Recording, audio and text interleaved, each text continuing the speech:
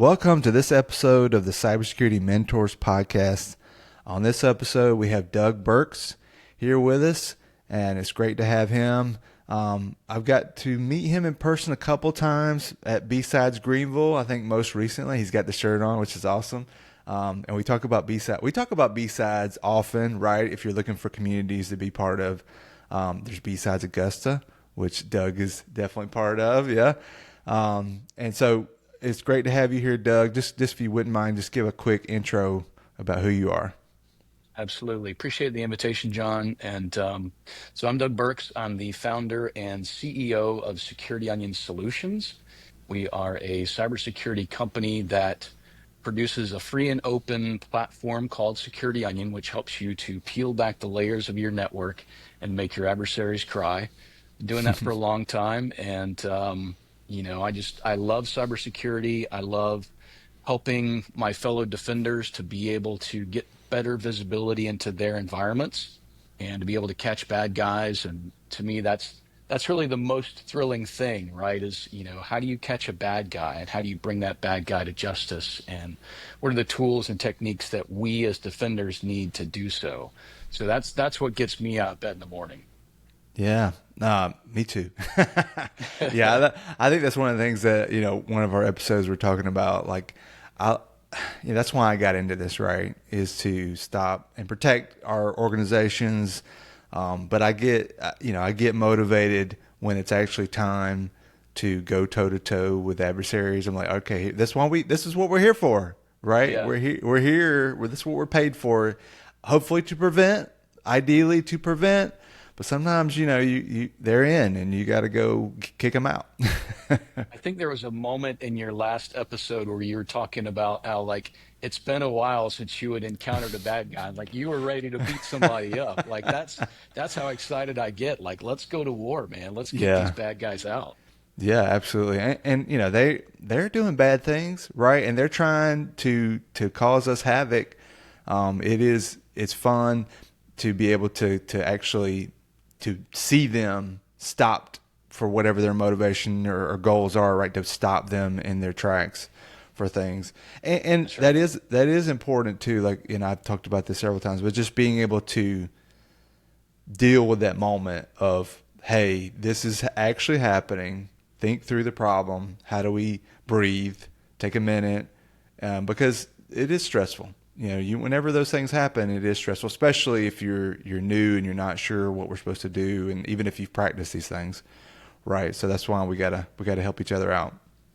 Yeah, that's exactly right. It's everybody always goes back to that great saying by Mike Tyson, like everybody has a plan until they get punched in the face, right? And that's That's how we right. as defenders are. We're sitting there monitoring our enterprises and we think we have it all together, but the second that we encounter a real bad guy, that's the punch in the face that kind of wakes us up and says, okay, are you really prepared for this? And hopefully we are. Hopefully we have the tools and we have the techniques, we have the training, we have the tabletop exercises, and we have the muscle memory so that we can, stay cool, calm, and collected when we have that fight or flight uh, feeling and ultimately kick those bad guys out. Yeah, absolutely. Well, let's jump in just in general. I think you've been kind of in the this world in IT and everything longer than I have.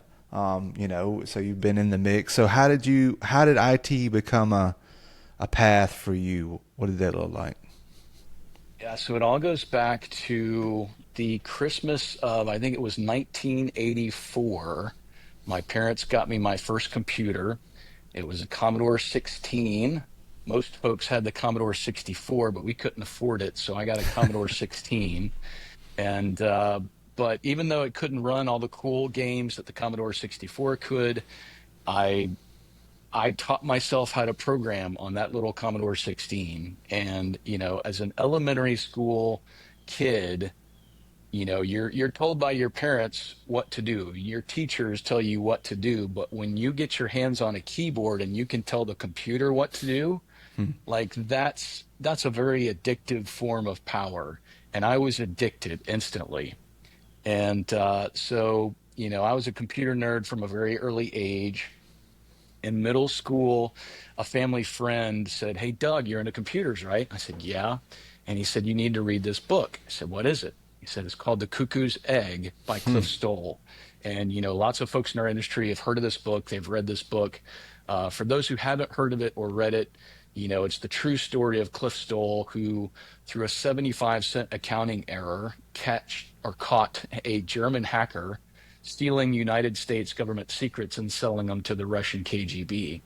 And as a middle schooler who did not enjoy reading at all, I stayed up all night long reading this book because I could not put it down. It was just amazing to me, that here's this world of computers that I love, but now you're telling me that there's good guys versus bad guys inside the computer. And that's just amazing, and so I love the story, but couldn't really envision that I could actually do that for a living because there was no cybersecurity industry at the time. Hmm. The things that Cliff Stoll did throughout the process of that story, he invented out of necessity a lot of the techniques that we still use today just because he couldn't go and purchase these tools off the shelf.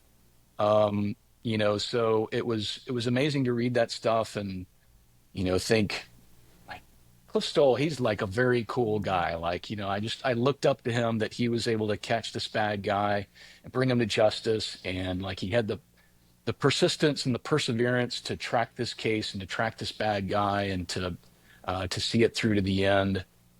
So fast forward, several years, I went to college, I got my computer science degree, and I got out and after graduating, I said, okay, what do I want to do now?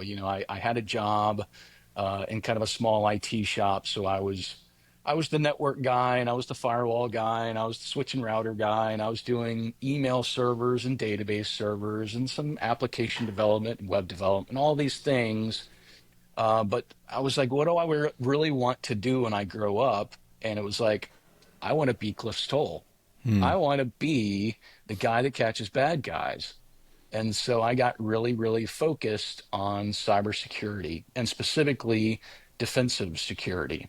And so I, made it kind of my mission in life to figure out, what is the best way to monitor a network and to identify adversaries and to track adversaries and to ultimately, engage the incident response process and kick those adversaries out. And so, that kind of led me to really a few things. And that's, the thing that everybody's familiar with in our kind of network intrusion detection industry is Snort. That's the old standby for many, many years ago.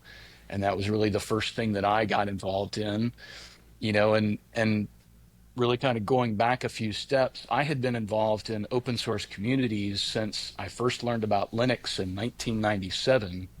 And that in and of itself was really like a key turning point for me because having grown up with, you know, commercial computers and Microsoft software and commercial software, it was just the thing to do that you pay for software. And then I read this article that here's an entire operating system that you can download for free, and that's just mind blowing. Yeah. So I was very involved with Linux and open source communities, and so when I got involved in cybersecurity, obviously I turned to the open source community to see what kind of open source tools were out there, and I found Snort. Later, I found Bro. I found all these tools, and what I really kind of learned along the way was after joining these communities and joining their respective mailing lists and seeing folks constantly struggling with how do I /configure make install? How do I run through this Mm. process of compiling these pieces of software and getting them to work with all their various dependencies and interdependencies and getting these things working. And so, okay, you spend a week or two trying to get this piece of software to compile and integrate it with other pieces of software. And then a couple of months down the road, there's a new version of that software tool that is released. And now you have to start all over again because you have to download it and you have to compile it and you have to reconfigure it. And so it just occurred to me that we as defenders, the vast majority of us were spending the vast majority of our time really being more sysadmins and building and compiling software rather than actually monitoring and defending networks, which is what our real Mm. job was. And this was really reinforced for me when I was working an incident. This was somewhere around 2010-ish. And I caught this bad guy in my network that I was, the company that I was working for at the time. And because we had decent enough telemetry, I could look at the packets and I could see the user agent strings that he was using to connect to our web server. And I could tell based on that user agent string that he was using what was back then called Backtrack Linux. Of course, now it's called Kali Linux. And the thought just occurred to me, the bad guys, they've got this pre-compiled tool set. It's Mm. ready to go. They just download an ISO image and they don't have to do this compiling and configuring dance that all of us defenders have to do. And that's fundamentally unjust, right? They Yeah. they have plenty of advantages, and this is just yet another advantage that they have. And so then it really became my life's mission to kind of rebalance that equation. How do we tip the scales in favor of the defenders and give them a platform that they can use to monitor and defend their networks without spending hours, days, Mm. weeks, sometimes months just building these tools and getting them to work so that we can do the real job of monitoring and defending the network. And so, that's kind of where Security Onion came from, is this idea that there's got to be a better way. And we as defenders need to kind of take that next step and up our game and really bring the fight to the adversaries that are out there. And so I started the Security Onion project in 2008. I know we've talked about SANS certifications before. Part of it was I had gone through SANS 503 with Mike Poor, and it was Same. time to do my, yeah, it was time to do my SANS Gold research paper. And so starting Security Onion was kind of integrated with my research paper for SANS. And so I started on that in 2008, released the first version in 2009, and I was mentoring SANS 503 at the same time. And so all these things were happening. And, over the first few years, Security Onion started catching on really kind of slowly at first. But eventually my hero and role model, Richard Baitlick, who was very involved in the Squeal and NSM communities for many years, he found Security Onion and he reached out to me and he said, "Hey, do you mind if I start using this platform in the classes that I teach?" And, what else am I going to say? But yes, Right. please. Yes. And so, we started talking more, and eventually he became the chief security officer at Mandiant, and he asked me to be his deputy CISO. So how could I say no to that? So, I then had this amazing job working for one of the best cybersecurity companies in the world, and had a really great time doing that. And then, this all happened over several years, and at the time, I was still building Security Onion in my spare time, just as a hobby project, and that community was continuing to grow. And ultimately, I came to a crossroads where folks were using Security Onion in production. They were catching bad guys with it. And they were reaching out to me and saying, "Hey, we need things like training and professional services and hardware appliances and all these things." And so it just made sense to take this kind of leap of faith and start a company to provide those products and services that folks were asking for. So in 2014, that's what I did. I started Security Onion Solutions as the company behind that free and open project. And so last year we celebrated 10 years in business, 15 years as a free and open project. And so, it's been a wild and crazy ride to kind of go from this little kid reading about Cliff Stoll to actually kind of being my own Cliff Stoll and catching bad guys, and then kind of going to the next stage, which is kind of helping others to be able to be Cliff Stoll and catch bad guys in their own environment. So that's like I said at the beginning, that's what gets me out of bed in the morning, and it's the best job I could possibly imagine. That's great. No, that was very good. There's a lot of little things I wrote down. Man, I definitely have got the war wounds from recompiling and Yeah, doing snort and bro. It's like, gosh, it was so terrible. Like yeah. I don't have the right driver, just all this mess. It was just such a mess. Which, I wouldn't want to do that every day. It was good. I feel good that I had to do it just because I did have to figure some things out. Sometimes even like bro days, I remember like there was a community, and it was a hope and pray, like if maybe somebody will answer if I submit this message, like, hey, I'm getting this error message. I hope Yep. somebody will take pity on me and help me with this, because it's open source. Hmm. And at that time it was only open source. And so just going through that, though, I mean, definitely have seen that and had to live through having to try to figure out, okay, we got to work through compiling this thing, getting it the next version up to speed. Well, and to your point about, communities, as I mentioned before, I've been in open source communities since 1997, and, you know, different communities operate in different fashions. And so it's like, to your point about when you reach out to that mailing list for that first time, you don't know if somebody's going to reply within 24 hours or not. You don't know if when they do reply, if they're just going to reply with RTFM, or, to put it nicely, or if they're Yeah, going to, yeah, rip your head off for, right. what are you thinking, noob? Get out of here. That's a great So we point. we've always tried to, number one, make sure that the software is easy to use. Number two, make sure that the documentation is there for folks that do have issues. Hopefully, they can figure out the issue from the documentation.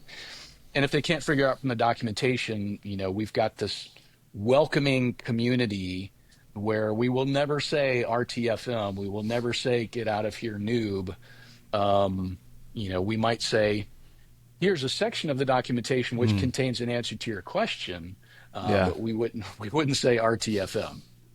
Yeah, that is such a good point, because I would reread my question, like, okay, I'm about to drop this in the channel or the forum or the whatever. Like, okay, did I go look this up? Let me go make sure I looked up what the Yep. documentation says, and because I know somebody's gonna say, RTFM, go read the manual, right? And like, did I read this? Okay, I did. I double checked it. All right, now did I word this correctly before I hit the enter button, right? Because you're right. Like, sometimes you just get snarky responses and people don't have time for you.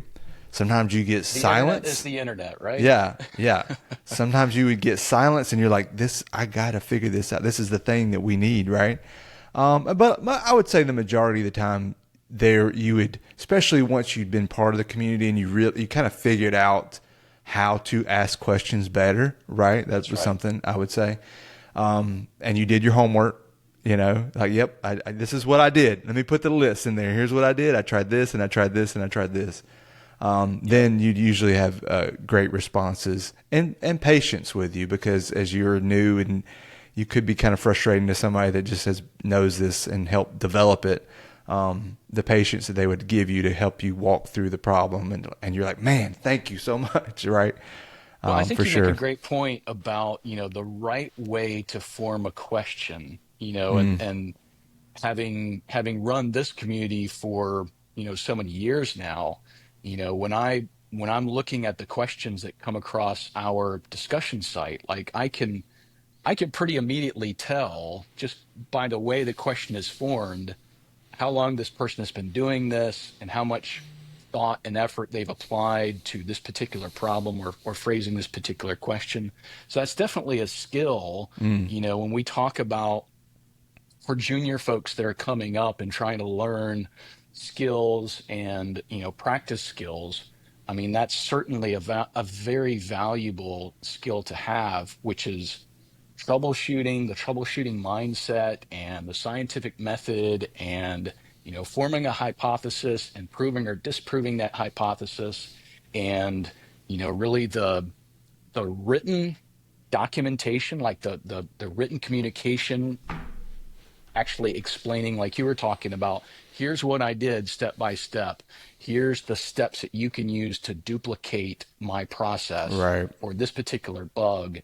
And I mean, that's very valuable, and that cuts down on a lot of back and forth on those Mm-hmm. kind of, community sites.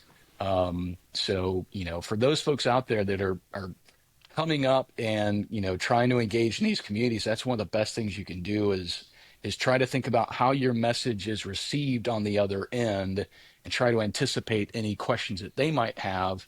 And that will help the conversation move along that much faster. Yeah. It's easy. Last thing I'll say on this is a good point though, is that it's easy to just want to ask your question and hope that it's going to get answered. Like you just want that quick answer, especially if you're stressed out and you're like, I've just been beating my head against the wall. But yeah, definitely the more take a little extra effort to try to make it easier for someone to help you for sure. Yeah. Yeah, and the other thing is we've seen a lot of examples over the past few years of open source communities where the maintainers of that open source tool, they're doing the best they can in their spare time. It's a hobby project for them, and they're running the open source community, and they're answering questions on a mailing list or a forum site or whatever the case may be, and they're doing all this out of the kindness of their hearts. And folks are peppering them with questions and problems and complaints and feature requests and all these things. And we've seen several examples of open source maintainers saying, guys, I'm done. Like Mm-hmm. I've reached a point of burnout. Like I can't do this anymore. Yeah. Because some communities are just they can get rather nasty at times. Demanding. They can get rather demanding at times. And so, I think there's lessons learned there for both sides of the table in that equation. For folks that are participants in the community, make sure that you realize that the folks that you're talking to on the other side of the table, those are folks that they're volunteering their time and efforts Right. to help you, right? Yeah. And for folks that are on the maintainer side, realize that you know y- you may be reaching a period of burnout, but that doesn't mean that that particular person that wrote you that particular email is really the source of all your problems. So obviously there's lessons learned. There's ways that we can all work better together as communities. Um, and Yeah.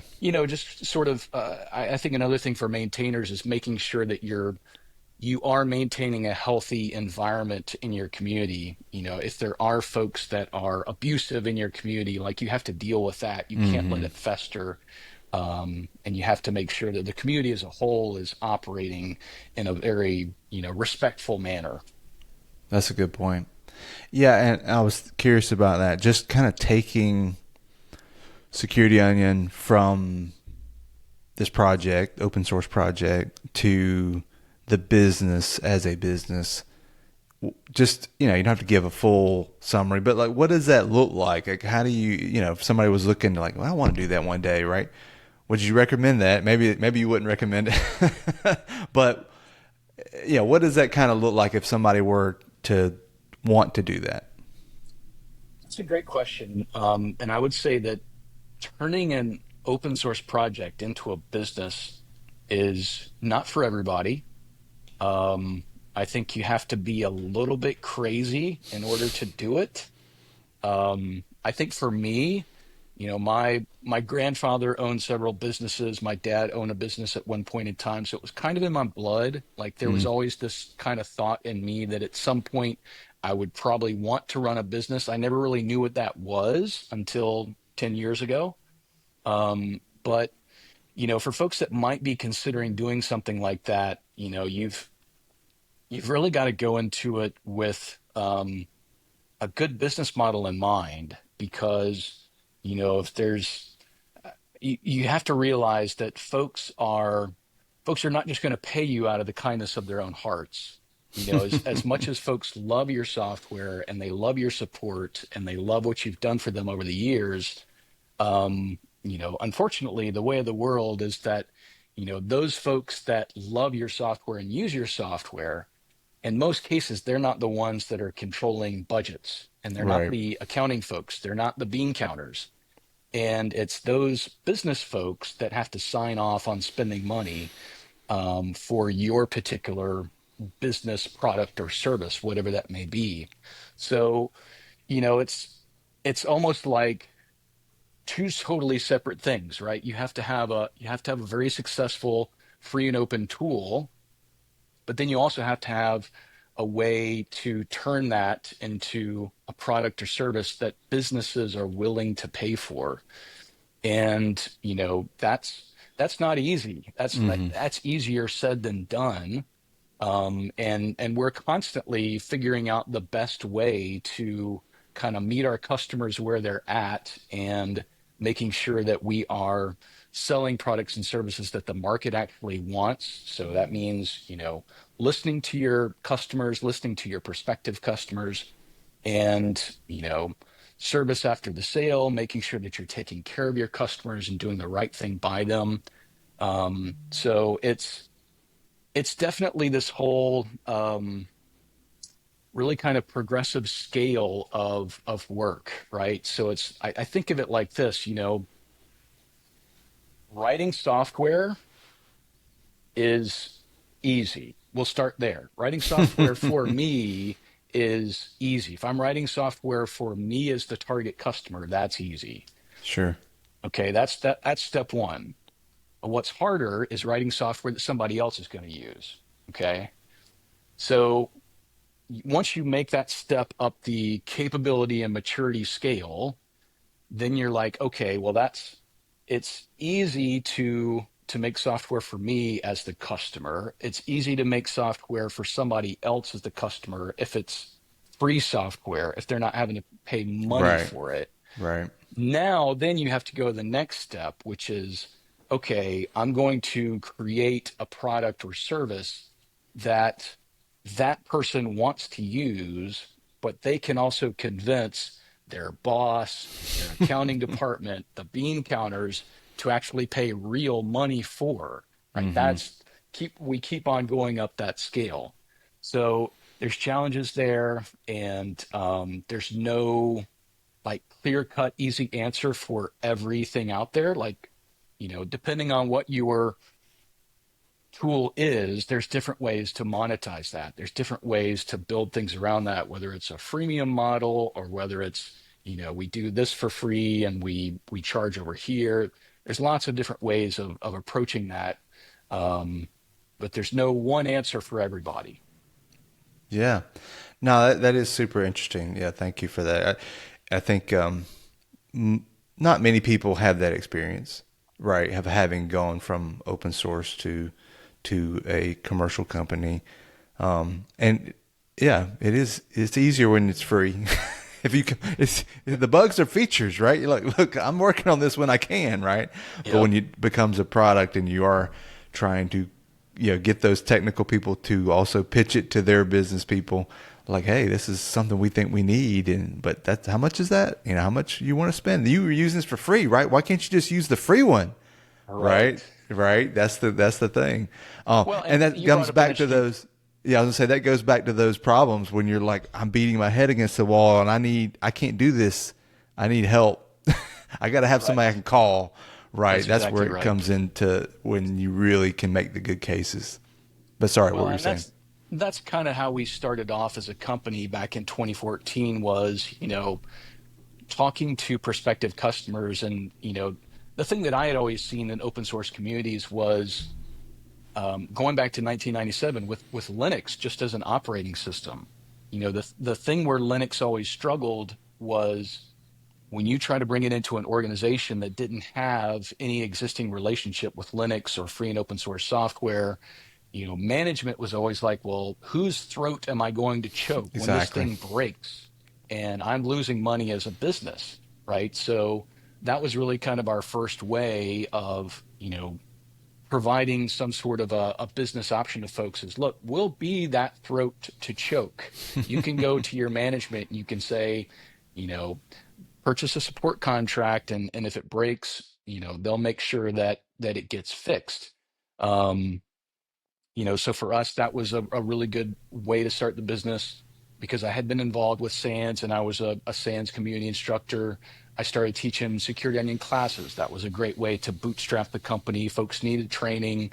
Hmm. Not everybody is capable of delivering training though. So that's why I said before, like, there's no clear cut answer for everybody. So that's kind of how we started off. And there was another point you brought up, but I'm drawing a blank right now. So go ahead with That's your next okay. question. No, I was just thinking. I was thinking about Security Onion. I think you kind of alluded to the name a little bit. How did that come up? So when I was starting the project in 2008, it was like, okay, you have to have a cool name, you have to have a memorable name, and so I just started thinking about, okay, the industry right now at the time in 2008 was focused on intrusion detection, and then there was kind of the network security monitoring piece. And I looked at it as, the traditional IDS alerts that were coming from Snort, that was really just kind of this superficial, uh, very brief glimpse into what was going on. And if I want to do a real investigation, like I really need, the other Mm-hmm. NSM data types that we talk about in the NSM communities, and that's things like full packet capture, and I need transactional data, and I need DNS logs and HTTP logs, and all these different things. And so, in my mind, it was, I'm peeling back the layers, right? There's so Mm. many layers here of data that I really need as an incident responder, as a defender. And it just made sense. Plus I like food, so let's make it food related. So onions, you can peel back the layers and make your adversaries cry. And it Yeah, just kind of fit, and I stuck. really kind of started off as it was just kind of a silly joke, but the joke kind of caught on. So now I can't Stuck. change it, right? Yeah, I think of Shrek. Onions have layers. Ogres have Well, layers. and that was part of it too, because Yeah. that was about the same time, and so that was part of it. Security parfait wasn't really going to roll off the tongue the same Yeah. way, Yeah. Okay. So I like it. You mentioned Richard and Squeal. I hadn't heard of Squeal in a long time. And I think of the Tau of network security. So kind of, that sounds like a little bit of a mentorship relationship you guys had. If you don't mind talking about that a little bit, like how did that work out, and what are some things that you learned from Richard and that experience? yeah. As I mentioned before, I always saw Richard as my hero and role model. Having started my career in cybersecurity when I first set on this journey to learn as much as I could about defending networks, I found his blog and read every single blog post he ever wrote. And there's literally thousands of them. He's one of the best, really writers in our industry and really historian in our Mm. industry. He talks about the entire history. And it's funny because you can, I'm sure he has several blog posts about this. You can actually trace the history of Squeal and network security monitoring back to Cliff Stoll, who Mm. inspired so many of us, because apparently it's kind of like Cliff Stoll inspired Todd Heberlein to write the original network security monitor software for the Air Force, which then inspired Bam Vischer and Richard Baitlick to develop Squeal. And so it's like this long heritage, this Mm. lineage of folks that have been carrying on this tradition. And, but, Richard has been my hero and role model. And, to see somebody that's that brilliant, but can also, write very effectively, can also deliver public speaking very, very effectively. Just somebody that I clearly wanted to model my career after. And so, when I had the opportunity to go and work for him as deputy CISO at Mandiant, obviously I had to jump at that opportunity. It was a little bit intimidating because, here's one of the best cybersecurity companies in the world. And oh, by the way, we're the company that's kind of calling out nation state adversaries. Yeah. And so when we're doing that, we're kind of painting a target on our own back. And so if I'm the guy who's responsible for monitoring and defending our company against these nation state adversaries, I better have my stuff together. Yeah. Yeah. So it was intimidating, not going to lie, but I said, you know what? I'll see this as a challenge and an opportunity to really demonstrate what I've learned and what I've done and what I've seen and accomplished so far. And it was a crazy time, and especially when we released the APT-1 report. That was the Hmm. very first public report about a very specific nation state adversary. And so at that point in time, if you can imagine, I was busy before we released that report. I was much, much busier after we released that report. Yeah. At some point, I was working like 14 hours a day, just trying to keep up with alerts that were coming through and emails that were coming through and folks, reporting suspicious events and things like that. And just in terms of words of wisdom from Richard, what I learned through that scenario was at some point he told me, look, Doug, heroics aren't scalable, aren't Mm. sustainable. Mm. You can work 14 hours a day for a few days, maybe a few weeks, but you keep on doing this, you're going to burn yourself out, right? So, that was something that I definitely learned from him, and I remind myself of to this day, because, now being the owner of a company, Mm. it's very easy for me to work 14 hours a day, if not more.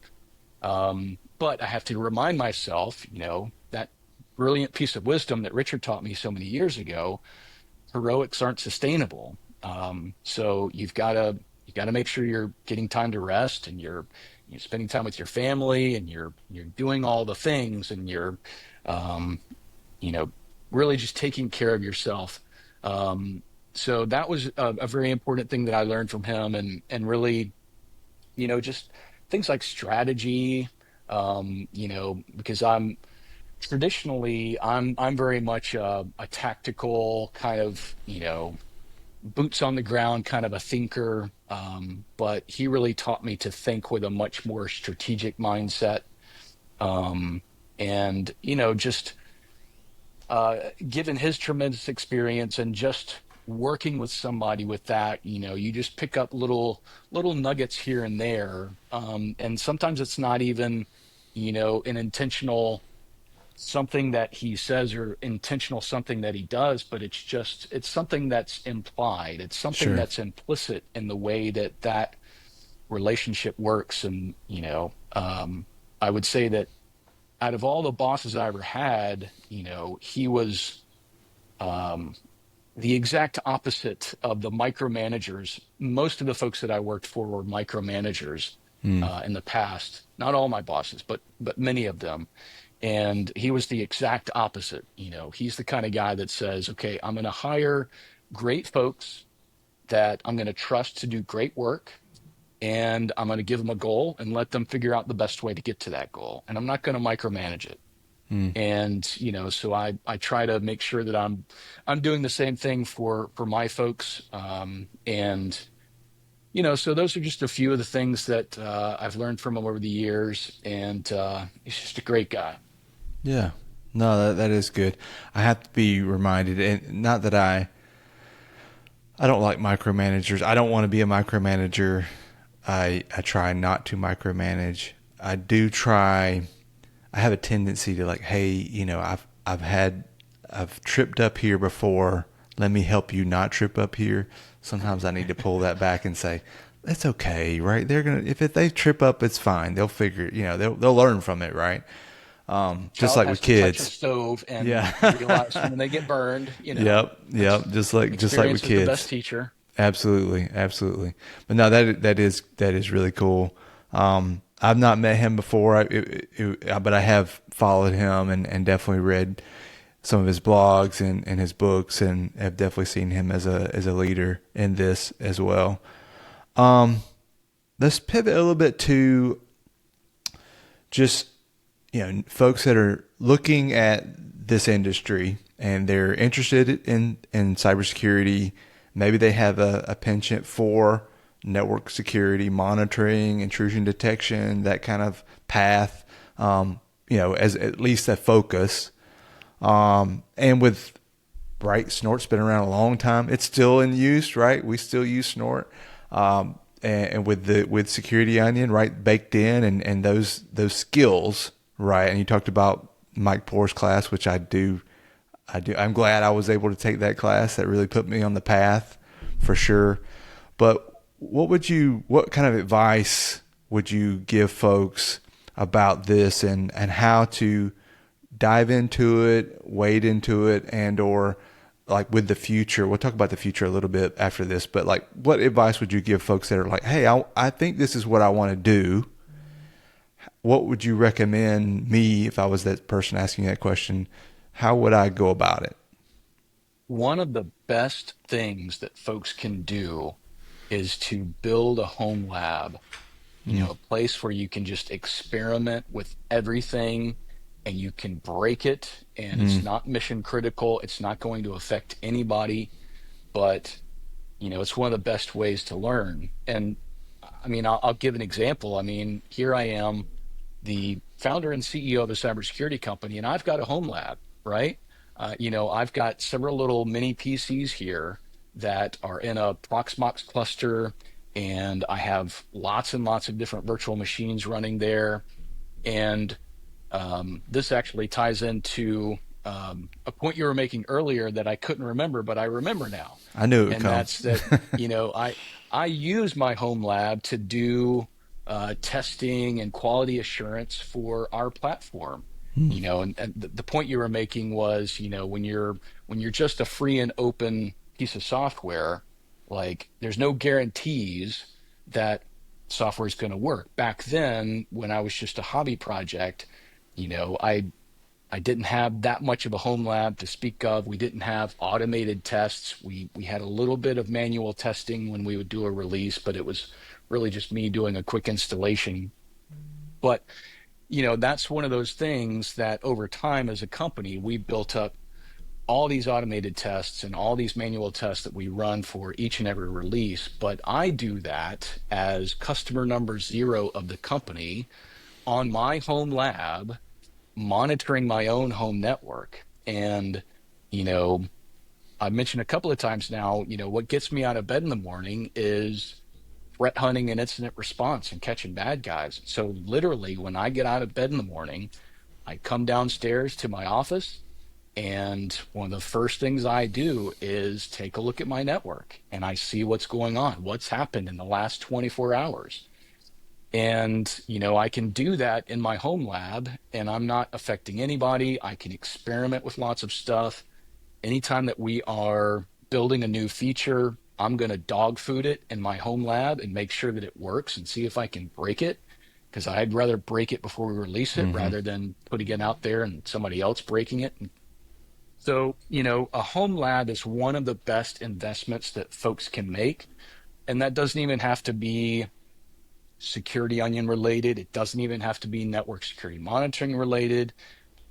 Throughout my entire IT career, anytime that I've been in a hiring manager kind of a position, that's one of the questions that I'll always ask folks is tell me about your home lab, Mm, right? Because I can get so much insight into a, a particular candidate's mindset by them just telling me about their home lab or lack thereof. mm-hmm. A lot of folks, some folks will say, well, I don't have time for a home lab, and that's fine. I get that, right? Um, but for folks that do have a home lab, it's almost a point of pride. It's like, the old joke about, your pride and joy. You open your wallet and you show pictures of your kids, or if you don't have kids, you show a picture of your classic car or whatever collection you have. But home labbers, like, they love talking about their home lab and, hey, guess what I pulled off? And I built this thing, and I have an Active Directory domain, and I have a PFSense firewall, and I have all this stuff going on, and I have these things integrated together. And they get really excited and passionate as they're talking about all of those cool things that they did in their home lab. But that's such an amazing playground that folks can use to get real experience, because that's another one of those catch 22s, right? Mm-hmm. Where you're, especially if you're a student that hasn't gotten their first full-time job yet, and you're applying for jobs and applying for jobs. I've been there, done that. Like, I know the problem of, you're applying for jobs and they're saying, well, you don't have enough experience. Mm-hmm. And you're saying, well, how do I get experience if you won't hire me, right? So home labs can help bridge that gap. And so I've talked to folks in the past that, maybe they're fresh out of college, but they can tell me about their home lab, and I'm like that's work experience in my book. Like, Yeah. you are actually building things, you're troubleshooting things, and that counts. Like, that helps me understand what quality of candidate you are, and that's just a great way to learn. Yeah. No, that is great. It kind of falls. I kind of came up with this term, I guess you call it, just like build something, learn how to build something, which is, I would say, is lacking. I'm not going to get in my soapbox here, but I could, with security and folks that go into security, right? And I see it. I work with college students all the time. I love my college students, but they don't get that build experience, right? They're not building Active Directory. They're not building a server. They don't know how to stand up a Windows server. They don't know how to stand up a Linux server that's running DNS. They jump into maybe SOC analyst. They jump into these roles that are security Yeah. specific, right? But if you do build it, ideally you can get a job in IT. Maybe you get that experience. That's great. There's nothing wrong with that. That's actually good. But with your home lab, you can build it, get those reps building it, right? Hey, I built AD. How many times have you built AD? Man, my home lab, I had to build AD 5 times. You're going to Glory get way to good at start off. building. Yeah, you're going to get good at building Active Directory if you have to That's do right. that. That's good. That's a good thing. Yep. And then learn how to lock it down. Like, put on that hat of like, okay, if I had to secure this and find what are all the right things that I'm supposed to do to secure an Active Directory environment or whatever. But then also learn how to break it, right? And then use Yep. tools like Security Onion and look for those attacks, Yep. right? Have it on your network and like, hey, I should definitely see my attack traffic going on here, right? Hmm. And then learn how would you mitigate it, right? That definitely really, really good advice and great advice. Is there anything that you would recommend? Like, you mentioned Proxmox and things like that. Like, how do you step into it if you've never built your home network? Any advice there? Well, I think, obviously you have to start small. You have to start somewhere. And so, maybe that's on your laptop. Maybe you install VMware and you just start bringing up a simple virtual machine. And to your point about, I've had this conversation with several folks about, when you and I were coming up, right? We started off in IT and networking, and we had to do things the good old-fashioned way before we could move into cybersecurity. But now the world is a different place, Mm-hmm. and there's so much booming demand for cybersecurity folks. We see this dramatic influx of folks that are new to the industry altogether, have no Mm-hmm. experience in IT, have little to no experience in operating systems or virtualization or Active Directory or whatever the case may be. Um, and so, you have to start somewhere. And I think virtualization is a skill that really everybody needs to have at least a minimal understanding of. And so if you have a desktop or a laptop, start with virtualization, install a virtual machine under VMware or Parallels or whatever, VM hypervisor. VirtualBox or something. Yeah, Yeah. whatever the case may be. Get experience with installing virtual machines, get experience with installing a few different Linux distributions. Mm-hmm. Maybe you try out some kind of a Red Hat derivative. Maybe you try out Debian 12. Maybe you try out Ubuntu and some other ones just to see how these different Linux distributions compare and contrast. Try installing Windows Server. Try building Active Directory. At some point, if you're running all these virtual machines, you may run into resource issues on a single machine. But if you're running them in concurrently, but I mean, the great thing about virtualization is you could have 100 different virtual machines. Maybe you're not running them all at the same time, Right. but you could have 10 different Linux VMs, and you could have 10 different Windows VMs, and you're bringing this one up and bringing this one down, and you're working within the resources that you have available. But you start from there, and maybe then at some point you have some money, and so maybe you go and buy a little mini PC. And the ones that I have, I put 96 gigs of RAM in them and 4 terabyte NVMe drives, and so they'll run a heck of a lot of virtual machines at the same time. So for a few $100 investment, you've got a lot of learning capability there. Mm-hmm. So I think folks have to think about it as really an investment in your future, right? Because Mm-hmm. I think back to when I was 19, 20 years old, and gosh, $500 is a lot of money. Right. Right. $1,000 is a lot of money. But if you consider that you're investing in your career, and Mm-hmm. if investing $500 or $1,000 can get you that much further into your career, that much faster, well, then it's probably a pretty good investment. Yeah. And, so maybe it's one of those things where maybe it's piecemeal, maybe it's an iterative approach of, I'm starting on my little laptop. When I get some money, maybe $500, maybe I buy a mini PC, and that gets me to a certain level of skills, and maybe that gets me my first job because I can talk about my home lab environment, talk about all the things I'm doing on this mini PC. And then as I'm making money in my first job, I'm thinking, oh, that first investment netted me my first job. So maybe if I invest more, maybe that Yeah. helps me get to the next step. Maybe that gets me to a promotion or some other job. Yeah. Yeah. So I've my home lab has grown over the years, and I'm still continuing to grow it to this day. So I think that's again a tremendous investment that folks can make in themselves and their futures. Yeah. And you could spend $500 on a new cert, right? And you're going to learn from that.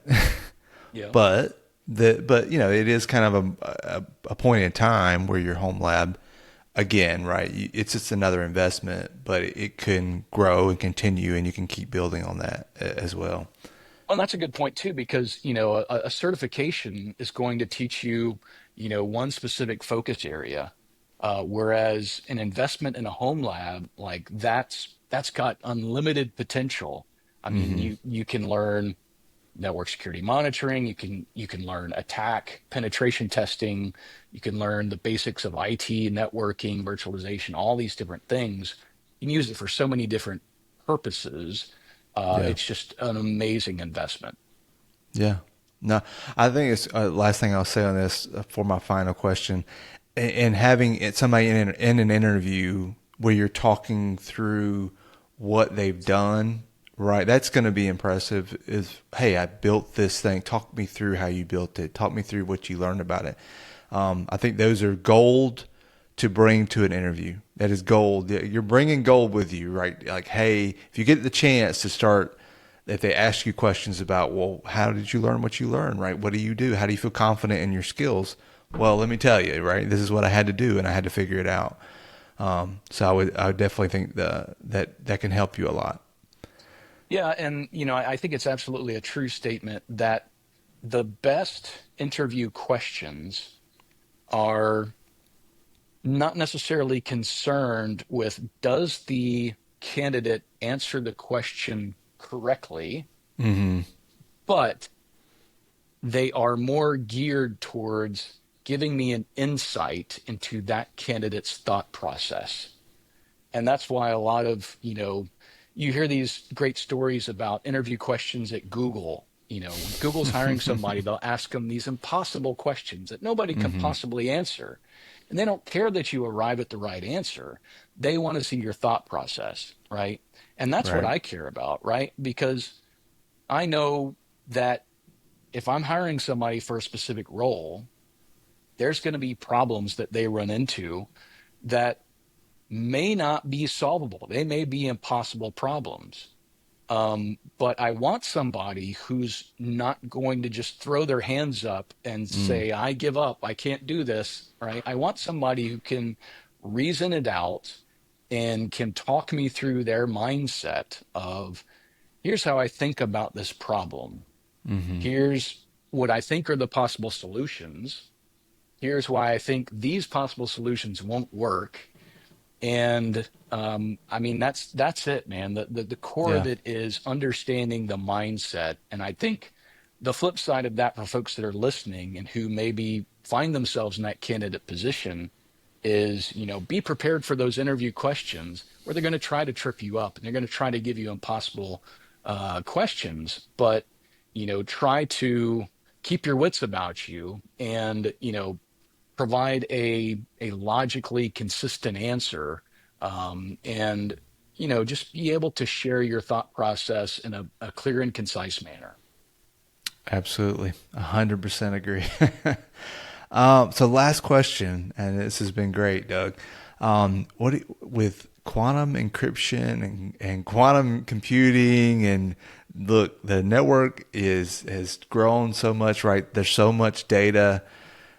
Just the future of network security monitoring, right? What are your thoughts if you had your crystal ball out and you're like, okay, what are we thinking about? Because I'm sure you guys are, right?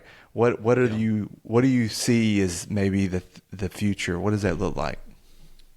Well, I think the first thing I would say is that since very early on in the project, we've tried to make sure that we're not just limited to network security monitoring. Mm, So we've tried to, over the years, make sure that we're equally as powerful on the endpoint side as on the network side, because as we all know, more and more of our network traffic is being encrypted.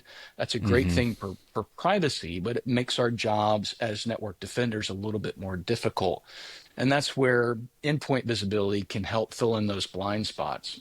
So that's really the first part of the answer to that. And that's only going to continue to increase because, at this point, it's what, well over 90% of our network traffic that's encrypted by default. Um, and there's ways to get around that. If you're in a corporation or an enterprise environment that can do SSL interception, that can give you some additional visibility into that traffic. But not everybody has that. Not everybody can have that kind of capability.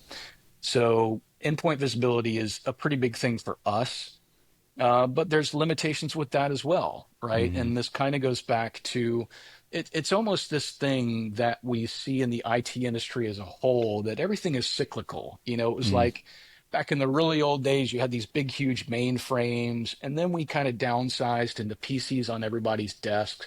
And then we went to the cloud, which is really just mainframes all over again. And we yep. have thin terminals on our desk, right? So everything is cyclical. And we're kind of going through that with cybersecurity, and that we kind of started off with network visibility. We were focused on that. And that was great and all, but network traffic became more and more encrypted. So we focused more on endpoint stuff. But now we're starting to see the limitations of that. That's Mm-hmm. not always great. And really, in that argument of network versus endpoint, the case against endpoint has always been that, well, if an adversary compromises the endpoint, you can no longer trust that endpoint anyway, right? Mm-hmm. So if you're collecting the logs from your accountant's Windows PC and it gets compromised with some command and control malware, the bad guy's on that box, and he could be deleting all the logs, he could be altering the logs, he could be sending you fake logs, right? So at some point you can no longer really trust the endpoint. So now we're kind of back to the network, right? Mm-hmm. So it's always kind of this dance, but we always have tried to make sure that we're equally powerful on both sides, network and host. But to your point about the future, obviously AI is a big thing now.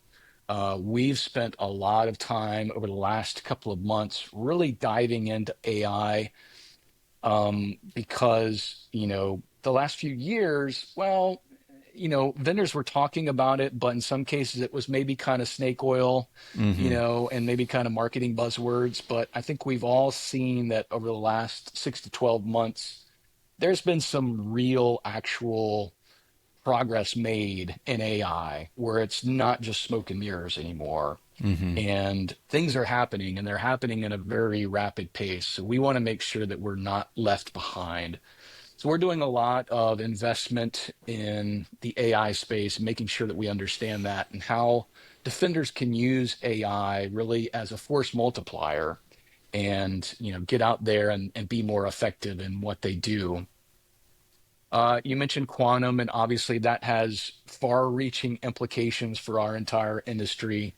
As soon as we reach a certain level of quantum computing, then obviously we have to rethink how we're doing all of our SSL certificates and everything that we are encrypting across the network. But that's just the nature of the beast, and that's the Right. nature of our industry that's moving at light speed into the future. So, I think the way that I would sum it all up is that, I've always loved technology because it moves so fast. And, so I kind of started off in IT, and I enjoyed being a firewall guy and a switch and router guy and an application development guy and a web development guy and all these things. But I moved into cybersecurity because it was even more challenging. There was a new challenge every single day, especially when you're dealing with live adversaries. And so I think the summation of all that is that all these things that we're dealing with, that we're worrying about, that we're working on, are only going to get faster. They're only going to Mm. come faster. And, so I think it's our jobs to make sure that we're learning something new every single day. This is something that I tell my daughters as often as I can. Don't rely on the school system to be your source of education. You're responsible for your education. I don't care if it's summer vacation. You have to learn something new every single day, or else you're falling behind. And that's absolutely a true statement for the fast-paced industry that we find Mm-hmm. ourselves in. Yeah. No, I think that's great. I think AI in particular. I was going to ask that. I'm glad you brought it up. And we are thinking about that just as a security team, and obviously many tools have AI baked into it in different ways. More machine learning, but more AI is coming. But I've thought like maybe we just need to build our own whatever, right? Because it can make your life easier the more you can pull all that data in and find the answers quicker, right? So there's definitely some opportunity there. I think overall, with everything you just said, there's opportunity. There's definitely a need for more people to come into this field and to help out and to continue to grow. You do have to come into it with that growth mindset, That's because right. there's a lot to learn. Yep. Well, awesome, Doug. This has been very cool. Really, thank you for your time to go through, and I've learned some stuff today, so I can check that off my box. Oh But no, boy. thanks again. Yeah, I really appreciate it. Thanks for the invitation. Enjoyed it. Yep. All right. See you guys later.